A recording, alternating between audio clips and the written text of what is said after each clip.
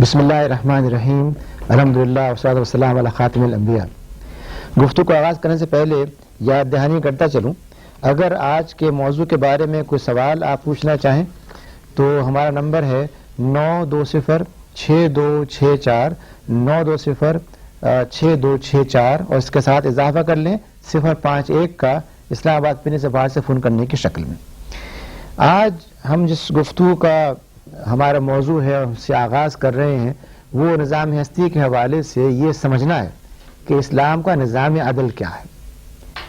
اگر دیکھا جائے تو قرآن کریم نے نہ صرف انسان کے حوالے سے بلکہ پوری کائنات کے حوالے سے بار بار یہ یاد دہانی کرائی ہے کہ ہر جگہ اللہ تعالیٰ نے عدل کے نظام کو قائم کر دیا۔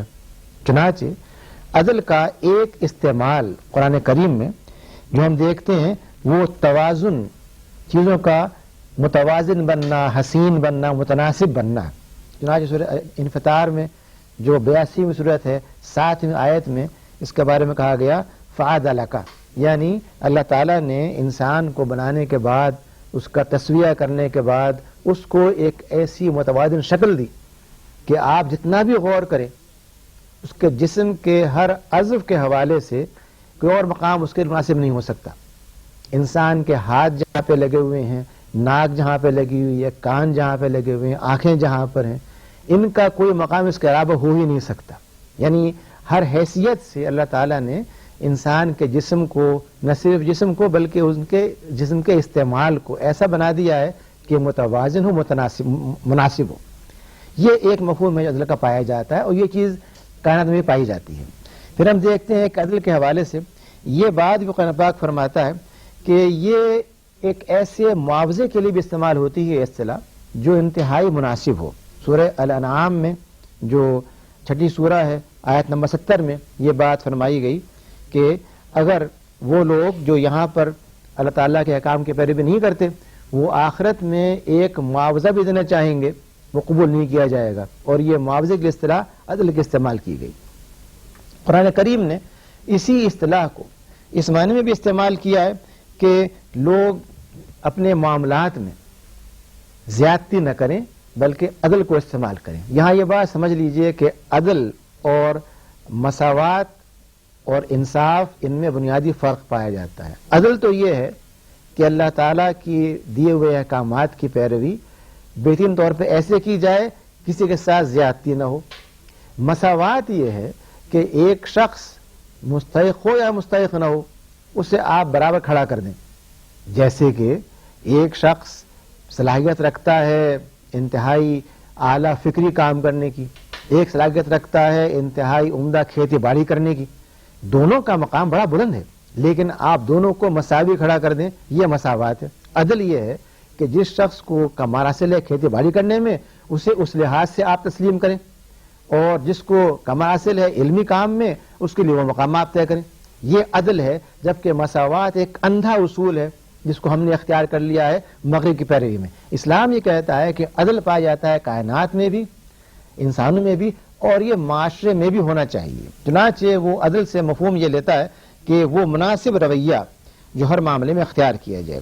پھر وہ یہ بات بھی کہتا ہے کہ عدل کا رویہ اس کے مخالف ہے جو چیزیں ہم ہوا اور نفس کی پیروی میں اختیار کرتے ہیں۔ اگر ایک شخص بندہ بن جائے اپنی خواہشات کا، یہ عدل کے منافی ہے، کیونکہ جو مطالبات اور حقوق اللہ تعالیٰ کے ہیں اسی وقت پورے ہو سکتے ہیں جب اس کی بات کو مانا جائے۔ اس کی جگہ آدمی اپنے نفس کو، مالی فائدے کو، جنسی خواہش کو غلام اس کا بن جائے، اس کو بنا لے مرکز، تو یہ عدل نہیں ہو سکتا، یہ ظلم ہی ہوگا۔ ایسے ہی قرآن کریم نے یہ بات کہی ہے کہ وہ رویہ اختیار کرو جو تمہارے اقربا کے ساتھ عدل و احسان کا ہے۔ سورہ النحل میں یہ بات کہی گئی، اور اس سے یہ معلوم ہوا کہ عدل کا رویہ یہ ہے کہ جو حقوق ہیں، جو ذمہ داریاں ہیں، جب ان کو ادا کیا تو عدل ہو رہا ہے۔ ایسے ہی مشرکین کے بارے سے یہ بات کہی گئی کہ ان کے ساتھ بھی جب تم پیش آؤ تو وہ رویہ ہو جو عدل کا ہے، جو مناسب رویہ ہے، اس بنا پر نہیں کہ ایک شخص غیر مسلم ہے، مشرک ہے، آپ کا دشمن ہے، اس کے ساتھ آپ زیادتی کرنا شروع کر دیں۔ جس چیز کا وہ مستحق ہے وہ دینا اسلام کا مطالبہ ہے، اور نہ دینا اس کے ساتھ ظلم ہے۔ گویا کہ دوست ہو، اقربا ہوں، ہمسائے ہوں، آپ کا کاروبار میں شراکت کرنے والا شخص ہو، کوئی بھی فرد ہو، دشمن ہو، ان سب کے ساتھ عدل کا رویہ اختیار کرنے کو اسلام نے بنیاد قرار دیا ہے۔ اسلام کے نظام عدل کی یہ خوبی ہے کہ وہ یہ چاہتا ہے کہ یہ عدل محض کسی ایک شعبے میں نہ ہو بلکہ زندگی کے تمام معاملات میں اختیار کیا جائے۔ ہم یہ سمجھتے ہیں کہ عدل کا مطلب عدلیہ ہے، کورٹ ہے، عدل کا مطلب پولیس ہے، عدل کا مطلب وہ عدالتیں ہیں جہاں پر آپ جاتے ہیں اور جا کر کے ایک فیس ادا کر کے کیس فائل کر دیتے ہیں، شہادتیں پیش کرتے ہیں، بعض اوقات سچی بعض اوقات جھوٹی، اور اس کے بعد فیصلہ کروا لیتے ہیں۔ یہ تصور اسلام میں عدل کا نہیں ہے، یہ اس کا ایک جز ہے، بلکہ عدل ایک انتہائی وسیع اسلام کا اصول ہے، جس کو اگر یہ کہا جائے کہ پورے نظام حیات کے اندر اس کا مقام توحید کے بعد ہے تو یہ مبالغہ نہ ہوگا۔ چنانچہ آپ دیکھیے توحید کا مطالبہ یہ ہے کہ اللہ سبحانہ و تعالی کو کائنات کا خالق، مالک، حاکم اور رب مانا جائے، یعنی وہی مالک ہے، وہی دینے والا ہے، وہی اتھارٹی ہے، اسی کے اختیار میں ہر چیز ہے۔ اگر اس سے ہٹ کے کوئی کام کیا جائے گا تو وہ عدل نہ ہوگا بلکہ وہ ظلم ہوگا۔ چنانچہ قرآن کریم نے شرک کو ظلم عظیم قرار دیا ہے۔ گویا توحید کے بعد جو چیز اسلام مطالبہ کرتا ہے وہ عدل کا رویہ ہے، اللہ تعالیٰ کے ساتھ بھی، معاشرے کے افراد کے ساتھ بھی۔ اس حوالے سے ہم دیکھتے ہیں کہ جو فلسفہ اسلام نے عدل کا دیا ہے اس کا آغاز ہوتا ہے ایک فرد کے ساتھ، اور وہ چاہتا ہے کہ جس طرح سے کہ اللہ سبحانہ و تعالیٰ کے ساتھ عدل کا مطالبہ یہ ہے کہ صرف اس کو رب مانا جائے، توحید کی پیروی کی جائے، کسی کو شریک نہ کیا جائے، اسی سے مانگتے ہوئے براہ راست درخواست کی جائے، یہ نہ ہو کہ دینے والا تو وہ ہے اور ہم کسی اور سے کہیں کہ آپ ٹیلی فون کر کے کہہ دیں اللہ تعالیٰ سے کہ وہ ہم کو کچھ دے دے۔ یہ شرک ہے، اس لیے مانگنا اسی سے مانگا جائے گا، اسی کے حکم کی پیروی کی جائے گی۔ اس کے حوالے سے قرآن کریم یہ بتاتا ہے کہ یہ تو حق اللہ کا ہے لیکن تمہارے نفس کا بھی حق ہے، اور نفس کا بھی ظلم نہیں ہو سکتا۔ چنانچہ یہ کہا گیا کہ نفس کو قتل نہ کرو۔ حدیث میں یہ بات فرمائی گئی کہ تمہارے نفس کا تمہارے اوپر حق ہے، اور عدل کا تقاضا یہ ہے کہ نفس کو اس کا حق دیا جائے۔ یعنی اگر ایک شخص طے کر لیتا ہے کہ وہ تمام رات صرف جاگتا ہی رہے گا، سوئے گا نہیں، یہ نفس کے حق کے خلاف ہے۔ سنت مطہرہ یہ ہے کہ وقت کا کچھ حصہ جاگ گزارا جائے، کچھ وقت میں آرام بھی کیا جائے، یہ عدل ہے۔ اگر ایک شخص کے پاس مال ہے اور وہ یہ سمجھتا ہے کہ وہ سب کچھ اللہ کی راہ میں فوراً پیش کر دے، تو اسلام کا اصول یہ ہے کہ آپ لازماً اللہ کی راہ میں بڑھ کر کے دیں، لیکن یہ شکل نہ ہو کہ سب کچھ دینے کے بعد آپ اپنی ذات کے لیے اپنے گھر والے کو کچھ باقی ہی نہ رکھیں۔ اسلام یہ چاہتا ہے کہ عدل کا رویہ اختیار کیا جائے۔ چنانچہ ہم دیکھتے ہیں کہ اس عدل کی تعلیم کو قرآن کریم نے وسیع ترین مفہوم میں پیش کیا ہے۔ اس کا آغاز ہوتا ہے معاشرتی عدل کے ساتھ، یعنی معاشرے میں جو نظام پایا جائے وہ عدل کی بنیاد پر ہو۔ ایک شخص اپنی ذات کا ظلم نہ کرے، نہ وہ اپنے والدین کو نظر انداز کرے۔ معاشرے کی بنیاد جو قرار دی گئی ہے وہ رشتہ ہے جو ایک اولاد کا اپنے والدین کے ساتھ ہے۔ اگر وہ والدین کے حق کو پورا نہیں کرتا ہے تو ظلم کر رہا، عدل نہیں کر رہا۔ قرآن پاک نے کہا تھا اپنے اقربا کے ساتھ عدل و احسان کرو، ان اللہ یأمر بالعدل والاحسان وایتاء ذی القربی، یعنی اللہ تعالیٰ تم کو حکم دیتا ہے، یہ فرماتا ہے کہ تم عدل کرو اپنے اقربا کے ساتھ اور احسان کا بھی اختیار کرو، یعنی عدل کرنے میں ایکسل کرو، عدل کرنے میں آگے سے آگے بڑھ جاؤ، نقطۂ کمال تک پہنچ جاؤ۔ تو یہ جو عدل ہے معاشرتی، اس کا آغاز ہوتا ہے اہل خانہ کے ساتھ، جس میں والدین، ایک شخص کی بیوی، اس کے بچے، اس کے اقربا، اس کے بھائی بہن، وہ تمام افراد جو اس سے رشتے میں ایک تعلق رکھتے ہیں، ان سب کے حوالے سے اسلام چاہتا ہے کہ ایک شخص اپنے حقوق کو پورا کرے۔ جی السلام علیکم ڈاکٹر صاحب۔ وعلیکم السلام۔ میں امتیاز بول رہا ہوں جی، اسلام آباد سے۔ جی آپ نے ابھی عدل کی بات کی ڈاکٹر صاحب، اس بارے میں پوچھنا ہے کہ آج کل جو دفاتر میں جس کی PR ہوتی ہے، جی اس کی بھی وہ جو ACR لکھی جاتی ہے ایوریج ہوتی ہے جی جی اور جو دن رات کام کرتا ہے جی جی اس کی بھی ACR ابو ہوتی ہے جی ابو ایوریج ہوتی ہے. جی جی اس سلسلے میں آپ عدل کو کہاں پلیس کریں گے؟ جی بہت شکریہ. آپ نے ایک بہت عملی سوال کیا ہے اور مجھے اس کا خود مشاہدہ کرنے کا موقع ملا ہے. بڑے عرصے سے ایک ادارے کے سربراہ کی حیثیت سے میرے سامنے بہت سی ACRs آتی رہی ہیں اور چیف ایگزیکٹو کی حیثیت سے ادارے کے میں نے ان پہ فیصلے کیے ہیں. میں یہ سمجھتا ہوں کہ ACR ہمارے ملک کا ایک ایسا سسٹم ہے جس میں بے انتہا اصلاح کی ضرورت ہے. یہ بات تو لکھ دی گئی ہے کہ اگر آپ کسی کے خلاف کوئی کمنٹ کر رہے ہیں تو اس شکل میں جو متعلقہ فرد ہے اس کے علم میں بات آنی چاہیے تاکہ وہ آپ کو ریپرزینٹ کر سکے, اپنی بات پیش کر سکے. یہ بات کہیں نہیں کہی گئی ہے کہ ایک شخص کی کارکردگی کا جائزہ لیتے وقت اگر آپ یہ چاہتے ہوں کہ اس کا کیریئر ہمیشہ کے لیے خراب ہو جائے تو آپ 5 میں سے 3 یا 2 مقامات پر یہ لکھ دیں کہ بلو ایوریج ہے اور اس کے نتیجے میں وہ قیامت تک کے لیے پھنسا رہے ایک مشکل کے اندر. ہونا یہ چاہیے کہ اس کا جائزہ لیتے ہوئے سائنٹیفک بنیاد پر آبجیکٹیولی اور ٹرانسپیرنسی کے ساتھ, یعنی جو فرد متعلق ہے اس کے انوالومنٹ کے ساتھ اس کو تبدیل کیا جائے تاکہ عدل ہو سکے. عدل کا مطلب یہ ہے کہ ایک کارکن سے جو آپ کے دفتر میں کام کر رہا ہے, چاہے آپ کو سخت شکایتیں ہوں, وہ آپ کے خیال میں بہت روکھا ہو, آپ کے پاس حاضری نہ دیتا ہو, آپ کے لیے بڑھ کے دروازہ نہ کھولتا ہو, لیکن وہ اپنے کام میں سب سے افضل ہے, تو آپ کا یہ فریضہ ہے بطور عدل کے کہ آپ اس کو اس کا حق دیں.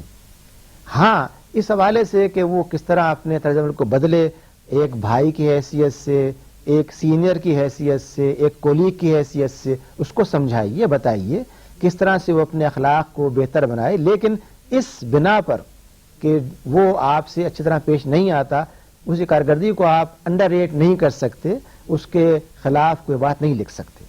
جی السلام علیکم. وعلیکم السلام.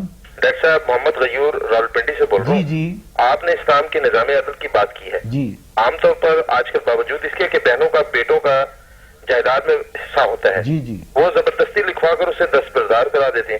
کیا یہ عدل کے منافی نہیں ہے؟ جی بہت شکریہ.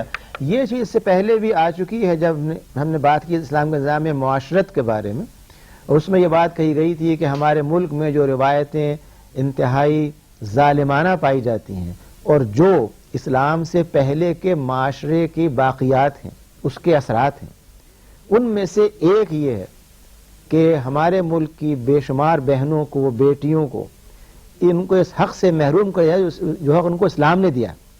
اسلام نے یہ حق دیا سورہ نساء کے اندر کہ وہ وراثت کے اندر برابر کی شریک ہیں اپنے بھائیوں کے ساتھ. تناسب مختلف ہے لیکن شراکت تو برابر کی ہے. ہم یہ کرتے ہیں کہ ان سے یہ کہتے ہیں کہ چونکہ تمہیں کسی دوسرے گھر میں جانا ہے تو دولت ہمارے اپنے گھر میں رہے, اس لیے یہ لکھ دو کہ تم نے اس سے دستبرداری کی اور یہ سب کا سب مال مل جائے تمہارے بھائی کو یا فلاں شخص کو. یہ چیز اللہ تعالیٰ کے مقرر کیے ہوئے قانون کی واضح خلاف ورزی ہے, اور جو قوم یہ کام کرے کہ فلاح نہیں پا سکتی, کامیاب نہیں ہو سکتی. اس لیے ہمیں چاہیے کہ اپنے ملک میں معاشرتی اصلاح کے حوالے سے خاص طور پہ اس رسم کو دور کرنے کی کوشش کریں. میں یہ عرض کر رہا تھا کہ اسلام کے نظام عدل کے اندر پہلی چیز قابل غور اس کا معاشرتی عدل ہے, جس میں ایک شخص کی اپنی ذات, اس کی بیوی, اس کے والدین, اس کے بھائی بہن اقربا, اس کے ساتھ ساتھ وہ لوگ بھی شامل ہیں جو گھر کا حصہ ہیں. چنانچہ حدیث میں اور قرآن پاک میں دونوں جگہ اس بات کو واضح کر دیا گیا ہے کہ اگر ایک شخص آپ کے گھر میں بطور خادم کا کام کر رہا ہے, آپ کا ملازم ہے, تو وہ بھی آپ کی طرح سے انسانی حقوق کا برابر کا حقدار ہے. چنانچہ قرآن پاک یہ کہتا ہے کہ اس کو وہ کھلاؤ جو خود کھاتے ہو, وہ پہناؤ جو خود پہنتے ہو. اگر ہم یہ نہیں کرتے ہیں اور اس کے لیے ایک الگ کھانا پک رہا ہے اور ہم مرغن کھانے کھا رہے ہیں تو یہ عدل کے منافی ہے. دیکھیے عدل جو ہے وہ بس عدالت میں نہیں ہے بلکہ وہ انسان کے عام معاملات میں ہے, معاشرت کے اندر ہے, اس طرز حیات میں ہے جو اسلام چاہتا ہے کہ ہم اختیار کریں. اگر ہم اسے اختیار نہیں کرتے تو یہ قصور ہمارا ہے, اسلام کا تو نہیں ہے. ہم نے جو طرز معاشرت اختیار کیا ہے وہ سرمایہ دارانہ ہے, وہ جاگیردارانہ ہے, وہ وڈیروں کا ہے، وہ سرداروں کا ہے، وہ اسلام کا نہیں ہے۔ اسی حوالے سے قرآن کریم نے اس بات کو بھی واضح کر دیا کہ جو معاشرتی عدل وہ چاہتا ہے اس کے ساتھ ساتھ معاشی عدل بھی پایا جائے۔ چنانچہ وہ پہلی بات یہ کہتا ہے کہ معاشرے کے ہر فرد کو یہ معاشی حق حاصل ہے کہ وہ محنت کر کے ذرائع پیداوار کا استعمال کرے اور جائز کمائی پیدا کرے۔ اسے اس بات کا بھی حق ہے کہ وہ جو کچھ اس نے حاصل کیا ہے اس میں سے کچھ چیز سیو کر سکے، بچا سکے، انویسٹ کر سکے۔ اس بات کا بھی حق ہے جو کچھ نے حاصل کیا ہے اسے منتقل کر سکے، اور اگر وہ چاہتا ہو کسی کو گفٹ کرنا، ہبہ کرنا، وہ کر سکے۔ اسے اس بات کا بھی حق ہے کہ جو کچھ اس نے حاصل کیا ہے اس میں سے وہ اللہ کی راہ میں جو کچھ دینا چاہتا ہو بطور صدقے کے، حتیٰ کہ اگر ایک شخص یہ چاہتا ہو کہ وہ اپنے مرنے کے بعد ایک نیک کام کے لیے وصیت کر جائے، تو حدیث نے اس بات کو واضح کر دیا ہے کہ وہ اپنی کل ملکیت کا 1/3 ایک تہائی تک وصیت کے ذریعے طے کر سکتا ہے کہ فلاں نیک کام میں لگا دیا جائے اس کے مرنے کے بعد، یا اس کے جائز ورثہ میں سے کسی ایک کو دے دیا جائے۔ اس سے زائد وہ نہیں کر سکتا۔ یہ نہیں کر سکتا کہ وہ سارا اپنا مال دولت کسی ایک فرد کے نام لکھ جائے، یہ اسلام کے شدید منافی ہے۔ ایسے ہی اسلام یہ بھی چاہتا ہے کہ معاشی عدل کے حوالے سے وہ جو معاوضہ دیا جائے، جو ایک شخص کو اجرت دی جائے، وہ جائز ہو، مناسب ہو، اس میں کوئی ظلم نہ پایا جائے۔ جی جی ہیلو،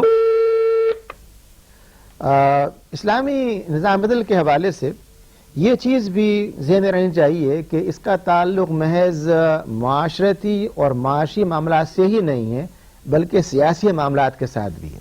چنانچہ اسلام چاہتا ہے کہ سیاسی معاملات میں بھی عدل اختیار کیا جائے، جس میں سے پہلا اصول یہ کہ وہ چاہتا ہے کہ ان تمام افراد کو جو صلاحیت رکھتے ہیں، جن میں اچھائی پائی جاتی ہے، انہیں یہ موقع ملے کہ وہ نمائندگی کر سکیں۔ چنانچہ سیاسی مناصب حاصل کرنے کا کسی ایک جماعت کا نہیں ہے، جیسا کہ بہت سے ممالک ہیں، بلکہ ہمارے ملک میں پایا جاتا ہے کہ وہ لوگ جو پیسہ رکھتے ہیں وہ یہ حق بھی رکھتے ہیں کہ وہ نمائندے بن جائیں، جو شخص نہیں رکھتے پیسہ انہیں یہ موقع بھی نہیں جاتا۔ اسلام نے یہ ہر ایک کو دیا ہے۔ اسلام یہ بھی چاہتا ہے کہ سیاسی عدل کے حوالے سے جی ہلو جی السلام علیکم۔ وعلیکم السلام۔ ڈاکٹر صاحب میں میاں والی سے معاملہ بول رہا ہوں۔ جی آپ نے کورٹ کی بات کی، عدالت کی بات کی۔ جی تو آج کل مقدمات میں دونوں طرف سے وکلاء کے اپنے اپنے موکل کو صحیح ثابت کرتے ہیں جی تو جو دلائل دیتے ہیں اور جس کے دلائل بہتر ہوتے ہیں وہ وکیل جیت جاتا ہے۔ جی تو آپ اس کو کیا عدل کہیں گے یا کچھ اور؟ جی شکریہ۔ دیکھیے ایسا ہے کہ ایک موقع پر کسی صحابی نے علیہ الصلوۃ والسلام کے سامنے ایک مقدمہ پیش کیا جو زمین کے حوالے سے تھا، اور دوسرے صحابی نے اس کے جواب دعویٰ میں اپنی بات کہی۔ آپ نے دونوں کی بات سننے کے بعد یہ بات فرمائی کہ میں جو فیصلہ کروں گا وہ تمہارے دونوں کے بیانات پر ہے، اور جس کے بیان میں سچائی محسوس کروں گا اس کے حق میں فیصلہ کر دوں گا، لیکن اگر جو شخص ناجائز مطالبہ کر رہا ہے اس کے حق میں فیصلہ ہو بھی گیا تو یہ ٹکڑا جو زمین کا ہے یہ اس کے لیے ایک آگ کا ٹکڑا ہے۔ یہ جب آپ نے فرمایا تو دونوں صحابی رو پڑے اور انہوں نے کہا کہ ہمیں یہ زمین نہیں چاہیے۔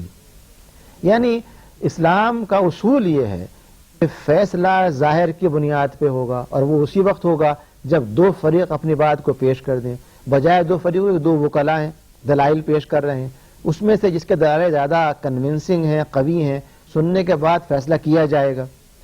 اور اس فیصلے میں غلطی بھی ہو سکتی ہے، لیکن ایک جج کا فرض یہ ہے کہ وہ آبجیکٹیولی معروضی طور پر بغیر کسی تعصب کے، بغیر کسی اثر کو مانے ہوئے، بغیر کسی کو فیور کیے جو کچھ سنا ہے اس کی بنیاد پہ فیصلہ کرے، اور اس کی بنیاد یہ نہ ہو کہ فلاں شخص امیر ہے یا غریب ہے، فلاں کس برادری کا ہے، کس خطے کا ہے، کون سی زبان بولتا ہے، اس کا وکیل بڑا ہے کہ چھوٹا ہے۔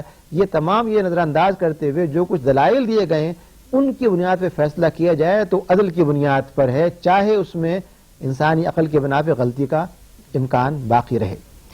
میں اس کر رہا تھا کہ سیاسی عدل کے حوالے سے اسلام نے ہر شخص کو یہ حق دیا ہے کہ وہ اپنی رائے کا اظہار کر سکے، اور عدل کا تقاضا یہ قرار دیا ہے کہ جو لوگ معاملات طے کرنے والے ہیں وہ معاملات خود طے نہ کر دیں. جیسے کہ ایک شخص وزیر اعظم ہے، سربراہ مملکت ہے، صدر ہے، اور وہ اپنے طور پہ جو چیز چاہتا ہو طے کر کے اور بعد میں ملک کے اوپر تھوپ دے، یہ چیز اسلام کے اصول کے منافی عدل نہیں ہے، ظلم ہے. عدل یہ ہے کہ وہ ہر معاملے مشورہ کرے. چنانچہ اللہ کے رسول کو جنہیں کسی سے پوچھنے کی حاجت نہیں تھی، جو محض ایک سیاسی فرما روا نہ تھے بلکہ وہ دل اور دماغ اور ایمان ہر چیز پر حکومت کرنے والی ہستی تھے، جن کو یہ پوچھنے کی ضرورت نہیں تھی کہ میں کیا کروں یا کیا نہ کروں. ان کو یہ حکم دیا گیا کہ اپنے تمام معاملات میں وشاورہم فی الامر، اپنے سارے فیصلہ کن معاملات میں آپ مشورہ کیجئے. یہ نہیں کہا گیا کہ پہلے آپ ایک فیصلہ کر لیں بعد میں بلا کے لوگوں کو بتا دیں کہ چونکہ ہم پہ یہ مختلف وجوہات تھیں ہم نے یہ فیصلہ کر لیا. یہ مشاورت نہیں ہے. مشاورت یہ ہے کہ پہلے معلومات کرنے کے بعد، لوگوں سے مشورہ لینے کے بعد ایک رائے قائم کی جائے، اس پہ پھر قائم ہو جائے جب اتحاد ہوتا ہے، جب یکجہتی ہوتی ہے، جب پارٹیسپیشن ہوتا ہے. ورنہ ہر فریق یہ سمجھتا ہے کہ ہم کو ایکسپلائٹ کیا جا رہا ہے، استعمال کیا جا رہا ہے، اپنے لیے سپورٹ کے طور پہ لیا جا رہا ہے، جبکہ فیصلہ کرنے والا ایک فرد واحد خود ہے. اسلام یہ چاہتا ہے کہ سیاسی عدل شورا کے ذریعے اختیار کیا جائے. وہ یہ بھی چاہتا ہے کہ اگر افراد ایک رائے رکھتے ہیں تو اس رائے کی بنیاد پر وہ اپنے آپ کو مجتمع کریں. یعنی سیاسی عدل کا ایک تقاضا یہ ہے کہ معاشرے میں ایسے سیاسی جماعتیں پائی جائیں، گروہ پائے جائیں جو مختلف ایشوز کے اوپر اپنی رائے کا اظہار کرنے کا موقع رکھتے ہوں، جو متبادل راستے پیش کر سکتے ہوں، جن کے پاس سیاسی فہم ہو، جن کو ملک کے معاملات کے بارے میں شعور ہو، جو اس کے وفادار ہوں اور جو اس وفاداری کی بنا پہ اپنی بات کو پیش کر سکتے ہوں. یہی وجہ ہے کہ قرآن کریم نے امر بالمعروف نہی عن المنکر محض مسجد میں نہیں بلکہ ایوان سیاست کے اندر یکساں طور پہ قرار دیا ہے، اور یہ فرض کر دیا ہے کہ جو شخص ایوان سیاست میں ہے وہ اگر امر بالمعروف نہیں کرتا تو یہ گناہ کا ارتکاب کرتا ہے. ایسے ہی جو جماعتیں قائم ہوں ان کا یہ فرض ہے کہ بھلائی کو پھیلانے کے لیے، اچھی بات کہنے کے لیے، حق کہنے کے لیے تکلف نہ کریں، اس کا اظہار کریں اور برائی کو روکنے میں کسی کمزوری کا اظہار نہ کریں. یہ حق بھی دیا گیا ہے سیاسی طور پر کہ ایک شخص اگر اس کے ساتھ زیادتی ہو رہی ہو تو وہ احتجاج کر سکے. چنانچہ رائٹ ٹو پروٹیسٹ بھی سیاسی حقوق میں شامل ہے، اور جب اس کو دبایا جائے گا تو عدل نہیں ہوگا.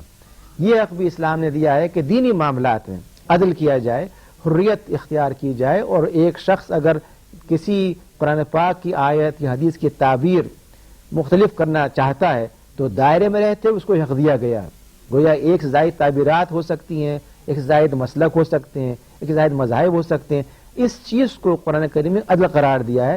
یہ شرط نہیں ہے کہ سب افراد ایک ہی بات کی پیروی کریں. گویا کہ ریلیجس لبرٹی اور ریلیجس ٹالرنس اور ریلیجس جسٹس، ان تمام چیزوں کو قرآن کریم نے اپنی آیت مبارکہ میں رکھ دیا ہے. اور آخری بات یہ کہ قانون کے حوالے سے بھی اسلام نے اس بات پر زور دیا ہے کہ جب تمہارے سامنے مقدمات پیش کیے جائیں ان کا فیصلہ عدل کے ساتھ کرو. گویا کہ عدل محض قانون کا معاملہ نہیں ہوا بلکہ عدل کا تعلق معاشرت کے ساتھ، معیشت کے ساتھ، سیاست کے ساتھ، دین کے ساتھ اور قانون کے ساتھ، ان تمام پانچوں شعبہ حیات کے ساتھ ہے. اور جب تک ان سب پر صحیح طور پہ اصولوں کو نافذ نہ کیا جائے، قرآن پاک کی پیروی نہ کی جائے، ہم نہیں کہہ سکتے کہ نظام عدل قائم کیا گیا ہے. اسلام کا اصول یہ ہے کہ اگر کہیں پر عدل قائم نہیں ہے تو وہ قوم برقرار نہیں رہ سکتی. عدل